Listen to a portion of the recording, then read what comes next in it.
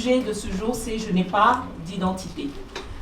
Alors, comme il a été dit, je m'appelle Reine, je suis née en février 1980 et à ma naissance, on m'a attribué un patronyme qui s'appelle Esob Madjé, qui figure sur mon acte de naissance.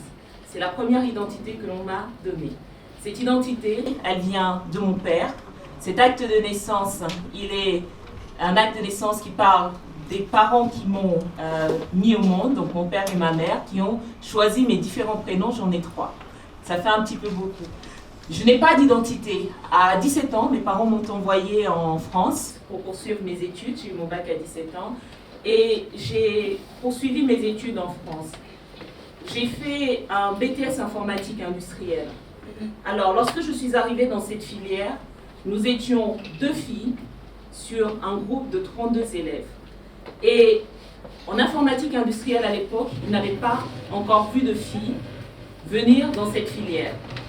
Alors, nos collègues nous disaient parfois, nos camarades de classe, que nous n'avions rien à faire dans cette classe. Parmi ces 2 filles, il y avait une blanche et une noire, qui était moi, qui venait d'Afrique. Donc, vous voyez un petit peu la différence. Je me souviens un jour, je suis arrivée avec mon afro sur la tête, et mes camarades étaient tellement surpris qu'ils ont voulu toucher mes cheveux parce qu'ils n'avaient jamais vu quelqu'un avec un afro. Donc, c'est vous dire un petit peu. Je n'ai pas d'identité. Après le BTS en informatique industrielle, je suis rentrée en cycle ingénieur. Et là, nous étions 9% de filles. Il faut savoir que notre école est une école d'électronique. Alors, dans les écoles d'ingénieurs, une école d'électronique est très spécifique dans des métiers qui sont extrêmement masculins. Et là, on nous disait parfois, sous la forme de blagues, parfois un peu méchamment, que nous n'avions pas le faciès de l'emploi. Parce que vous savez bien que s'il y a une femme dans le domaine scientifique qui est reconnue, c'est Marie Curie. Et que Marie Curie, à son époque, avait un certain look. D'abord, elle n'était pas noire. Et qu'en plus, elle avait cet air austère qui caractérisait les femmes scientifiques. Donc lorsqu'on se présentait, on ne ressemblait pas, on n'avait pas cette crédibilité d'être des femmes dans le domaine que nous étudions. Je n'ai pas d'identité. Parce qu'après mon diplôme d'ingénieur en télécom et réseau, j'ai commencé à travailler dans des entreprises dans ce même domaine spécifique, à faire du conseil. La première entreprise dans laquelle j'ai travaillé, nous étions 2 femmes. Sans que 2, ce soit un chiffre qui me suive beaucoup. Ma chef et moi. Et pareil, j'avais un groupe de messieurs qui nous expliquaient que nous n'avions quasiment rien à faire dans ce secteur et qu'en particulier, nous n'avions ni la crédibilité ni l'identité de l'emploi. Je me souviens, certains de mes clients, les premières missions que je faisais, on allait faire des raccordements de câbles fibre optique dans des baies. C'est un peu technique. Et ces messieurs me regardaient et me disaient « Mais vous vous êtes trompés ? Est-ce que vous cherchez le département de la communication? Est-ce que vous cherchez le département du marketing? Qu'est-ce que vous venez faire dans cette salle technique, dans ce local technique que l'on appelle aujourd'hui couramment les locaux techniques, donc les salles informatiques ou les data centers? Je n'ai pas d'identité parce qu'à l'époque, quand j'ai commencé à travailler, un consultant expérimenté m'avait conseillé d'avoir un PC à roulettes pour transporter mon PC. Il m'avait expliqué que le fait d'avoir le PC et les documents, ça pouvait poser des effets à long terme, en particulier quand on est une femme, au niveau du dos. Donc j'ai commencé à travailler, le premier achat que j'avais fait, c'était ce PC à roulettes.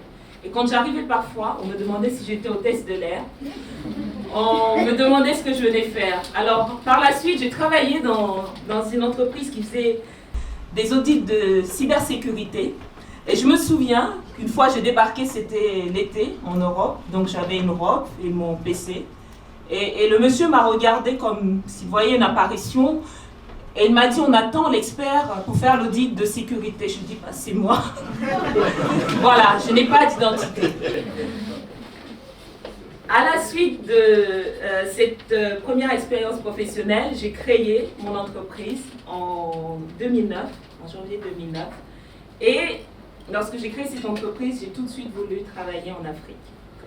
Donc, j'ai commencé à travailler sur des projets financés par les bailleurs de fonds, donc des projets financés par la Banque mondiale, la Banque africaine de développement et autres.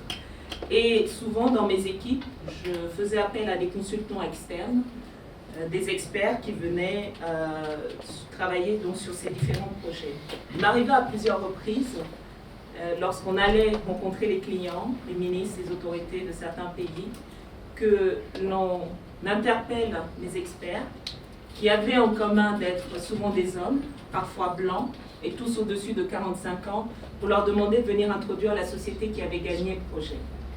Je n'ai pas d'identité parce que je n'ai pas le profil ou le faciès de la chef d'entreprise en conseil en informatique et télécom qui peut gagner des gros projets pour des gouvernements dans le cadre de la stratégie donc, numérique qu'ils mettent en œuvre.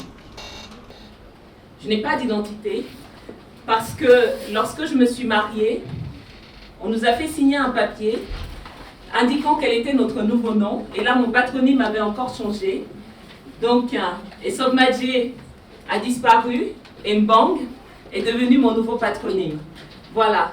Je n'ai pas d'identité parce que lorsqu'on parle d'identité, je vous ai parlé de mon identité physique, mais on a une autre identité qui est une identité numérique, ce que l'on voit sur les réseaux sociaux. Et il m'arrive souvent de rencontrer des personnes qui me parlent de mon profil sur les réseaux sociaux et qui me parlent un petit peu de ce que je fais. Et ils sont toujours émerveillés parce qu'ils me disent, nous, sur ces réseaux sociaux, on voit une personne qui parcourt différents pays, qui fait énormément de choses, qui a l'air d'être brillante, courageuse, forte, intelligente. Et souvent, je me demande si nous avons tous la même perception de qui est cette personne. Évidemment, vous voyez, dans une journée, il y a 24 heures. Dans une heure, il y a 60 minutes. Et dans une minute, il y a 60 secondes. Une photo capture un instant T, une fraction de seconde. Alors, cette fraction de seconde, est-ce qu'elle traduit réellement qui est une personne? Est-ce que cette empreinte, ces traces numériques traduisent réellement qui je suis? Parfois, quand ils me parlent, je n'ai pas l'impression que nous parlons tous les deux de la même personne. Je n'ai pas d'identité parce que parmi ces personnes avec lesquelles j'échange, il y a une catégorie, des femmes en particulier, qui est une catégorie de population avec laquelle j'aime énormément échanger, qui me parle, qui me fait des retours. Je suis intéressée par cette catégorie de personnes parce que j'ai été très longtemps une minorité dans le monde des femmes ingénieures et scientifiques. Et en réalité, je n'ai pas d'identité parce qu'en échangeant avec elles, je me retrouve dans chacune d'entre elles. Les difficultés, les défis, les doutes, les craintes, les peurs, le fait de ne pas savoir si on va y arriver dans la durée, dans le temps, à l'instant T, lorsqu'on démarre un projet, une activité, de ne pas être sûr qu'on va pouvoir y arriver parce que tout autour de vous vous dit que vous n'avez pas le faciès, vous n'êtes pas taillé pour l'emploi, vous n'êtes pas taillé pour le job. Alors je n'ai pas d'identité parce qu'en réalité, c'est en chacune d'entre elles que se retrouve mon identité et que comme certaines ont pu me tenir la main et m'encourager, me pousser vers l'avant, en réalité notre identité c'est cette puissance de la sororité, le fait de pouvoir nous soutenir, nous tenir les coudes, nous encourager et aller ensemble de l'avant. Lorsqu'on parle d'identité, en réalité, on a dans notre monde actuel pris l'identité comme étant quelque chose qui est une particularité. Mais si vous cherchez la définition du mot identité, vous vous rendrez compte que identité, tout comme identique, veut dire ce qui est commun.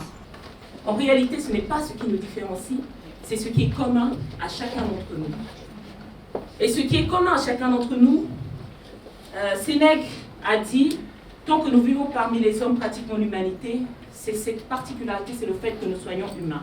Et en tant qu'humains, qu'est-ce que nous voulons? En réalité, ce que nous voulons, c'est construire une société, un monde inclusif, un monde juste, un monde équitable, un monde d'opportunités, de possibilités pour toutes les personnes, quelles qu'elles soient, pas en fonction de leur genre, pas en fonction de leur identité ou des identités telles que définies par notre état civil ou autre, mais simplement en fonction de ce que nous pouvons apporter à cette société. Alors, je n'ai pas d'identité, parce qu'en réalité, mon identité, elle se construit des échanges que j'ai avec toutes les personnes que je rencontre, hommes ou femmes, de ces interactions. Parfois, je me retrouve en elles comme dans un miroir, Parfois, elles me projettent une image de moi que je n'apprécie pas et qui me permet de me corriger. En réalité, je n'ai pas d'identité parce que mon identité, elle est dans chaque personne que je rencontre. Elle se construit au fur et à mesure. Elle n'est pas encore parfaite, elle ne le sera peut-être pas lorsque je quitterai ce monde. Mais cette identité, en réalité, c'est celle de tous les échanges, c'est celle de toute la richesse humaine, de toute la diversité des gens que je rencontre. Et ça a un mot, ça s'appelle l'humanité. Voilà, je vous remercie.